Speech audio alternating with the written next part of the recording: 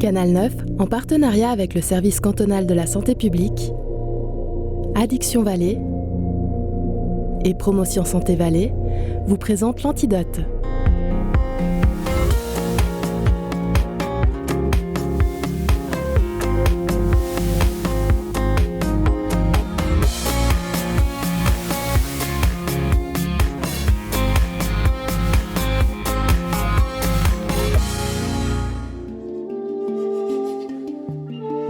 Les migraines touchent environ 15% de la population.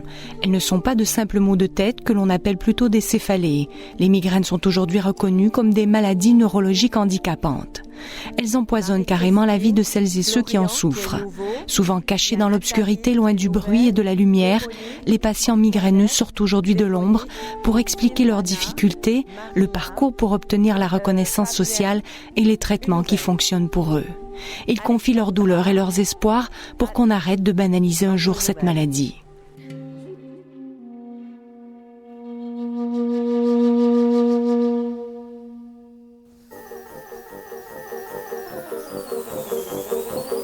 La première fois que ça a commencé, je me souviens exactement du jour où c'est arrivé.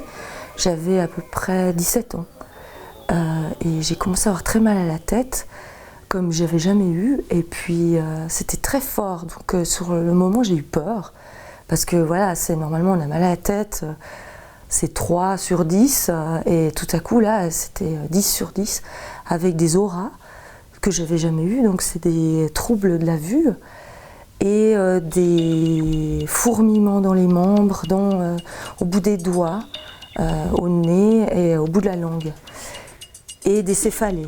Donc la première fois, je me suis dit, j'ai quelque chose à la tête, et qu'est-ce que c'est, d'où ça vient, et la première fois, c'était très violent, donc je me souviens bien. Nathalie Zuber souffre de migraine avec aura. Ces crises durent en moyenne 3 jours. 3 jours où elle doit s'isoler dans le noir. Pendant plusieurs années, elle a 3 à 4 migraines par année. Elle encaisse. Puis, il y a 2 ans et demi, elle passe à 1 crise par semaine. La vie devient vite un enfer. C'est comme si on tourne le volume, quoi. Parce qu'on supporte plus le bruit, plus les odeurs, on a envie de mourir. Donc des fois, c'est vrai que ça peut amener à prendre quelques ponstans de trop ou bien d'aspégique. Et c'est pour ça, quand les crises ont augmenté, c'était important pour moi de trouver une médication adaptée qui me permette de mieux traverser ces crises. Est-ce que les gens comprennent bien en général ce que c'est une migraine? J'ai pas l'impression. C'est aussi pour ça que je décide de témoigner, parce que la migraine, c'est un peu utilisé. Ah, j'ai une migraine, je peux pas. Et quand on a une vraie migraine, c'est vraiment c'est un autre niveau. Et c'est vraiment aussi pour ça, pour expliquer aux gens que c'est pas juste parce que j'ai pas envie d'y aller ou j'ai juste un petit peu mal à la tête. C'est vraiment un autre, c'est quelque chose d'handicapant. Nathalie Zuber est graphiste, illustratrice. Elle aimerait bien consacrer un projet aux migraines, exprimer concrètement le mal qui lui ronge la tête depuis tant d'années. Je peux passer la nuit. Enfin, j'ai fait un petit truc vite fait hier soir pour... C'est un peu elle. Ouais. Au début, on avait un décor tout joli et tout à coup la migraine arrive et c'est quelque chose de noir qui vient et qui prend tout, quoi. Elle sort de vous, ou bien je vois que vous faites des choses pointues aussi, elle vous pique. Ouais, c'est sûr. Ouais. C'est agressif, c'est des couteaux qui rentrent dans la tête, quoi. C'est comme un gros mauvais temps qui arrive et qui envahit toutes les couleurs, ça devient noir, gris, vert. Ça vient noircir le paysage tout à coup. Ouais, ça me fait peur parce que j'avais jamais dessiné aussi précisément, mais si je réfléchis, je devrais enlever la couleur partout. Hein. On le cache toujours. Pourquoi? Parce que le regard sur la migraine, il est encore pas bienveillant. Alors c'est ce qu'on essaye de faire aussi au niveau des spécialistes de la douleur, c'est vraiment de reconnaître la douleur et la migraine comme une vraie maladie handicapante et que ces personnes qui vivent avec ça puissent être reconnues et prises en charge correctement. Par rapport à cette fatigue que vous décriviez après, malgré l'injection, elle était là ou la fatigue elle était moins importante? Non, il y avait quand même la fatigue qui était assez importante. C'est important ça, cette reconnaissance? Oui, parce qu'il est différent de vivre. Quand on a le diabète, on n'a pas honte d'avoir le diabète. Quand on a une migraine, on peut avoir honte d'avoir une migraine. Donc cette reconnaissance de notre état, cette reconnaissance de quel est l'effet sur notre vie et quel est l'impact sur notre vie, je pense qu'il est important pour le patient pour le vivre mieux. Vous avez compris l'importance du sommeil sur les migraines. Votre qualité de vie tout court, elle va s'améliorer. D'aussi loin qu'elle se souvienne, Manolia Rosis a eu des migraines. Elles font partie d'elle en quelque sorte. Vers l'âge de 4-5 ans, ça a commencé à tourner puis à venir en fait des migraines à la tête très fortes. Et déjà quand j'étais à l'école enfantine, j'avais des grosses migraines, je devais aller me coucher dans la bibliothèque et des fois je finissais par avoir des nausées et puis je devais rentrer à la maison. Enfin, donc vraiment depuis toute petite. Ouais. J'ai essayé une fois les injections. Donc ça m'a fait un peu peur la première fois de faire l'injection, mais ça a été assez rapide. En fait, ça m'a assez rapidement stoppé la migraine. Excellent. Donc il y avait l'effet qui était très rapide. Oui, c'était plus rapide que les comprimés. Ouais.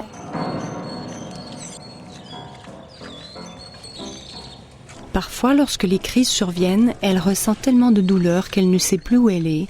Elle ne peut pas rentrer seule à la maison. Elle doit appeler sa mère en urgence. C'est donc pour cela et parce que les médicaments qu'elle prend, des antidouleurs, ne font plus effet, qu'elle décide l'an dernier de consulter un neurologue. Le docteur Dragana Vicic devient la spécialiste de ces douleurs. Elle enquête, accompagne ses patients pour essayer de comprendre les facteurs déclenchants et proposer les traitements appropriés. On sait qu'une sédentarité, une faible activité physique peut avoir un impact sur les migraines. Et on sait au contraire que si on fait une activité physique de 40 minutes de aérobic 3 fois par semaine, on va avoir une diminution de la fréquence et intensité de migraines. Un autre facteur, c'est l'alimentation. C'est avoir les repas réguliers, à des heures fixes et équilibrées. Une personne qui souffre de migraine, si elle saute un repas, peut développer une crise de migraine. À part l'activité physique et l'alimentation, le sommeil. Extrêmement important. Un sommeil de qualité insuffisante ou de quantité insuffisante diminue le seuil de la douleur, va rendre le cerveau plus excitable et va être plus facilement déclencheur d'une migraine. La migraine est la 3e affection la plus répandue au monde, la première parmi les maladies neurologiques, la 6e cause d'invalidité mondiale, et en ce qui concerne les charges, les coûts qu'elle engendre, on peut même dire qu'elle dépasse largement les coûts qui sont engendrés par les maladies neurologiques de type accident vasculaire cérébral, sclérose en plaques ou encore maladie de Parkinson. Quand on a une migraine, on ne peut pas faire semblant. C'est pas comme si on a mal au bras ou mal à quelque part où on peut être là, mais dans la tête, on se sent bien. Mais quand on a une migraine, on supporte rien. Moi, je supporte pas le bruit, je supporte pas la lumière. J'ai besoin d'être dans la nuit, de pouvoir me reposer. Donc c'est vrai que c'est pénible à certains moments quand elle arrive de devoir se couper de tout le monde ou quand on passe une bonne soirée, de devoir partir parce qu'il y a la migraine qui arrive. Enfin, c'est pas toujours sympa. J'aimerais vraiment que la pensée des gens par rapport aux migraines soit différente, que ça soit vu et compris et pas dénigré en fait. Depuis sa prise en charge par des spécialistes, Manolia a pu diminuer la fréquence et l'intensité des migraines. Elle dispose désormais de médicaments qui coupent les crises et elle travaille sur la qualité de son sommeil. La manière dont tu l'équipes, on peut imaginer donc Les facteurs déclenchants sont aujourd'hui connus, même s'ils restent très personnels et différents d'une personne à l'autre. Les conséquences sociales sont aussi bien comprises, de là l'importance d'une prise en charge globale.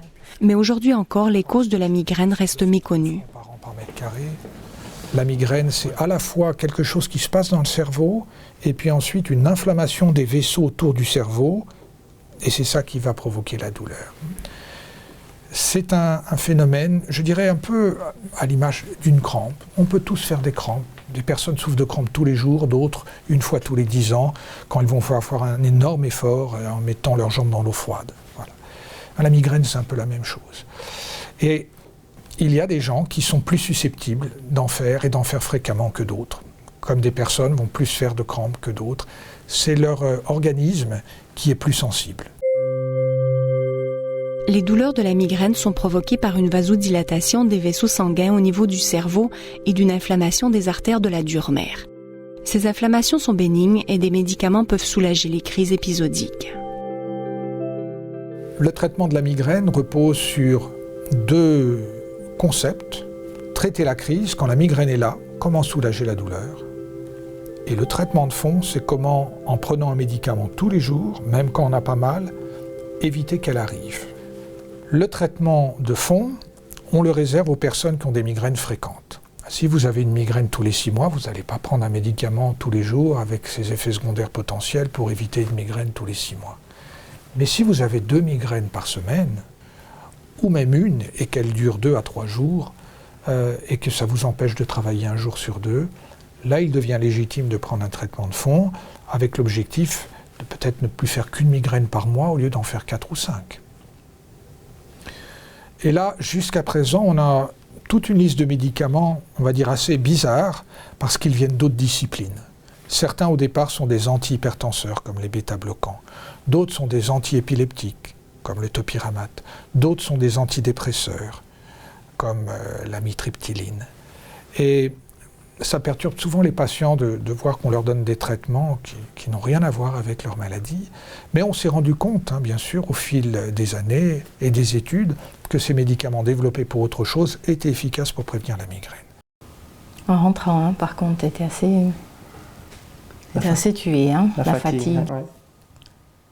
Aujourd'hui, je prends une vitamine qui est en surdosage et puis un bêta-bloquant qui agit principalement sur le cœur. J'ai des comprimés style triptan concernant vraiment la crise en elle-même pour couper la crise. Ouais. Mm-hmm. Même si les femmes sont 3 fois plus nombreuses à souffrir de migraines, les hommes ne sont pas pour autant épargnés. Environ 6% de la population masculine serait touchée, soit 500 000 en Suisse. On m'a toujours dit que c'était les femmes qui avaient la migraine, donc on estime que les hommes, ils ont juste mal à la tête.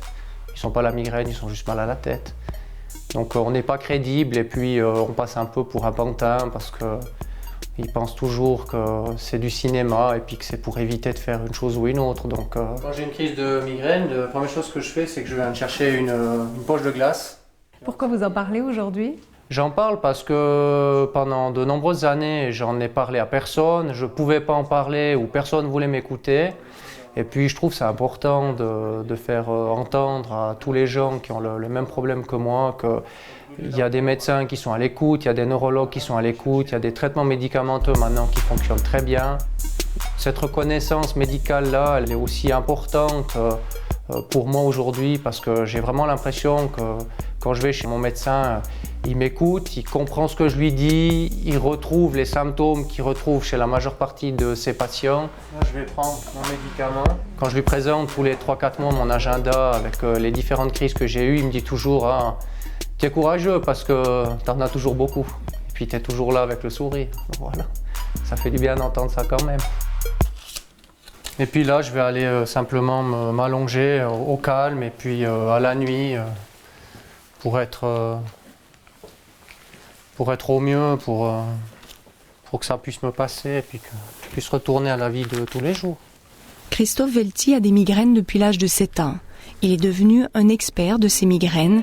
Il arrive à vivre avec, à travailler à 100%, à concilier vie de famille et loisirs. Malgré tout, lorsqu'il est couché dans le noir et qu'il ne peut rien faire, il ressent un sentiment d'injustice et d'échec.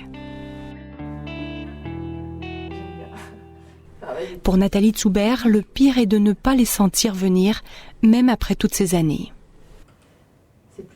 C'est arrivé sur une terrasse à Paris, en pleine vacances.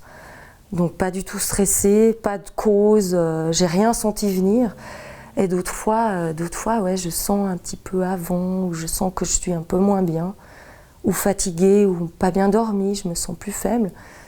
Et quand il y a une crise qui arrive comme ça, des fois je me dis, ah ben voilà, c'est ça que j'ai senti, et d'autres fois, pas du tout. Depuis 6 mois, les migraines de Nathalie ont complètement disparu, mais elle ne sait pas pourquoi. Quel livre? Le livre sur les cartes, tu te souviens? Quelle carte? Les cartes du monde. Je sais qu'elle fait partie de moi, je sais qu'elle peut revenir à tout moment. Je vois ça comme une petite bête noire qui réapparaît comme ça dans ma vie, mais je préfère l'oublier, vivre et essayer d'oublier qu'elle est là. En même temps, je ne l'oublie pas parce que j'ai en permanence avec moi mon stylo pour me piquer, que j'aille n'importe où, que j'aille skier à la piscine ou n'importe où, je dois avoir cette petite boîte avec moi. Donc j'ai beau essayer de l'oublier, elle est quand même toujours avec moi. Et si j'ai pas, c'est un peu la panique, quoi. Qui peuvent pas l'exposer en Europe, hein. Le professeur Philippe Rivelin est l'initiateur d'un projet de centre de céphalée destiné à aider les personnes qui souffrent de céphalées difficiles, complexes et chroniques. Il veut mettre en commun et coordonner les spécialistes autour du patient, comme ici avec le radiochirurgien, spécialiste du Gamma Knife, une machine à la fine pointe de la technologie qui permet d'opérer les personnes qui souffrent de névralgie du nerf trijumeau. Mais aussi il veut réunir des neurologues, chirurgiens, psychologues, psychiatres et des spécialistes des médecines parallèles comme l'acupuncture ou l'hypnose. Quand on est face à un problème de céphalée difficile, complexe et chronique, la première chose qu'il faut dire, c'est qu'il n'y a pas de solution miracle. Le message principal que j'essaye de leur faire passer dès notre premier contact, moi je peux essayer de vous aider avec des traitements médicamenteux, parfois autres, mais au final, les meilleures chances que vous puissiez reprendre une vie normale vont être liées à votre mode de vie, à votre capacité à pouvoir agir vous-même sur vos douleurs, d'une manière ou d'une autre, avec des techniques effectivement qui peuvent aller de l'hypnose, de l'auto-hypnose, au yoga, à la relaxation, à peut-être une simple activité physique de routine, plus adaptée. Et ça, c'est vraiment essentiel. C'est-à-dire que dans le contexte des douleurs chroniques et des céphalées chroniques, on devient, à son corps défendant, esclave de la douleur. De nouveaux médicaments pour prévenir les migraines sont aussi en cours d'essai clinique. Il s'agit d'anticorps qui peuvent empêcher l'inflammation des artères et des méninges, en neutralisant une substance irritante appelée CGRP. Ces médicaments nouvelle génération ont pour l'instant montré des résultats prometteurs et ils représentent un réel espoir pour les patients. Allez, caméra sur Sylvana, voilà. Allez, vite, voilà, Antoinette. Nous sommes le 2e lundi du mois, dans une salle du CHUV à Lausanne. Marlène Cavin a créé le groupe Migraine Entraide, qui réunit une vingtaine de femmes et quelques hommes une fois par mois. C'était très chouette. La migraine était une maladie méconnue et même taboue. Et mon but, c'était de faire avancer le schmilblick de la migraine. Je voulais vraiment que les médecins et les chercheurs se penchent sur nous parce que la migraine est une maladie neurologique très douloureuse. Pourquoi elle est méconnue? Parce que les migraineux se cachent. C'est-à-dire, s'ils pouvaient, ils se mettraient au fin fond d'une cave, dans le noir et dans le calme et dans le frais, parce qu'on ne peut pas aller travailler quand on a une crise de migraine qu'on n'a pas pu arrêter avec un médicament. Et il y a 30 ans, il n'y avait aucun médicament qui aidait vraiment.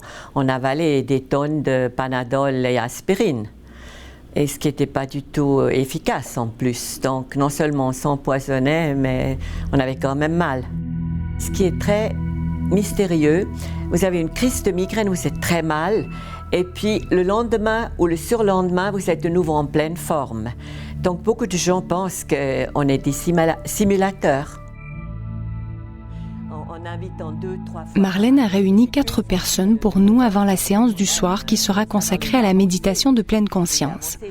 Antoinette ou Sylvana viennent régulièrement aux séances et nous avons voulu savoir ce qu'elles venaient chercher ici. Alors je voudrais commencer par Antoinette et lui demander comment s'est passé ce mois côté migraine. Aujourd'hui je suis aux anges parce que je vais bien, voilà. Mais c'est vrai que j'ai appris énormément de choses de Marlène, du groupe, de toutes petites choses qui peuvent faire qu'on peut améliorer et en diminuer, je pense, la fréquence. Ouais. Et Maria, la nouvelle qui est venue juste une fois? Mais ça fait quand même 15 ans à peu près que je regarde ce groupe de loin. Quel dommage sans y venir, avec l'impression que j'avais tout fait déjà pour la migraine et que ça n'avait rien changé, donc je ne voyais pas du tout à quoi ça allait pouvoir me servir.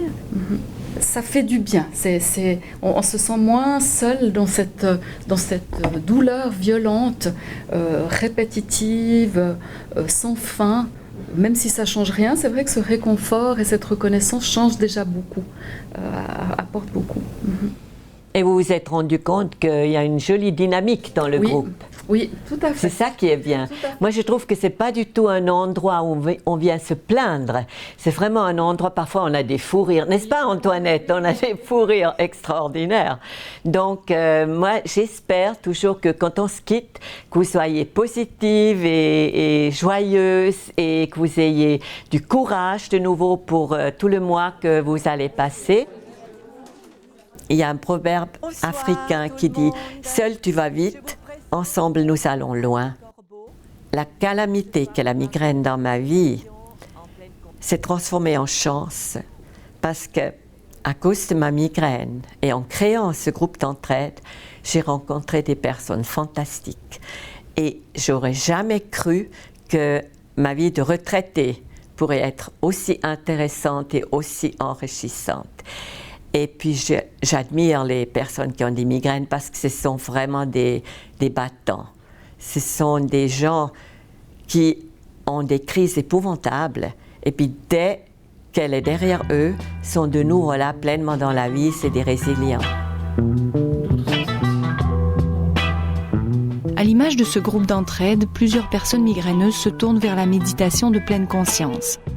Nathalie Vernat suit des cours de MBSR, Mindfulness pour la réduction du stress.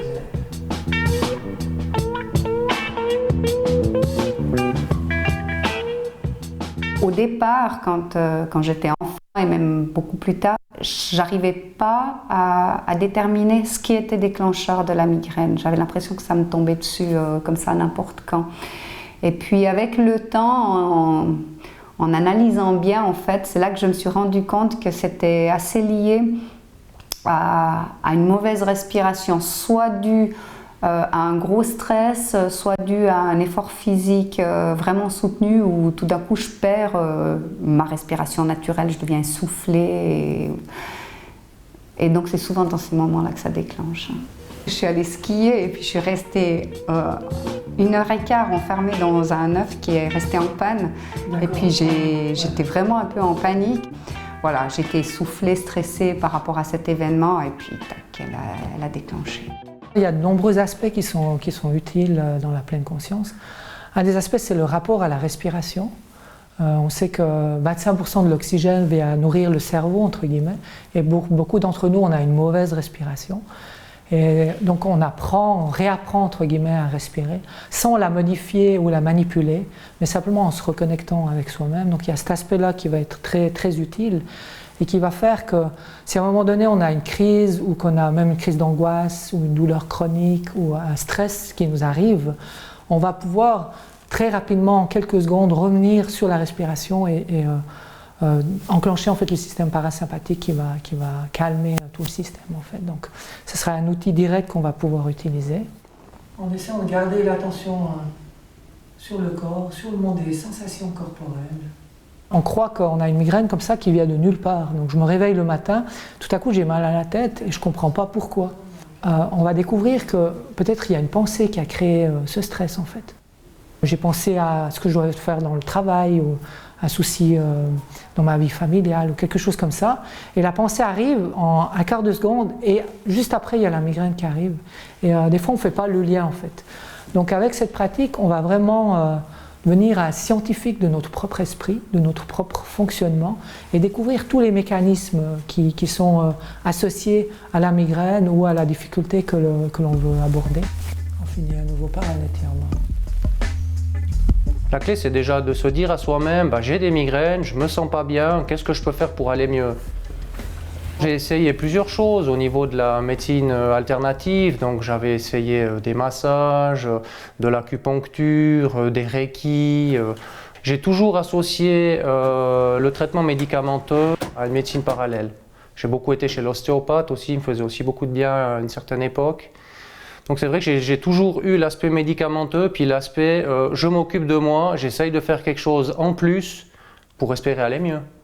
Et je pense que c'est très complémentaire. Pour moi, il faut avoir quelque chose à côté, on ne peut pas gérer ça que par le médicament.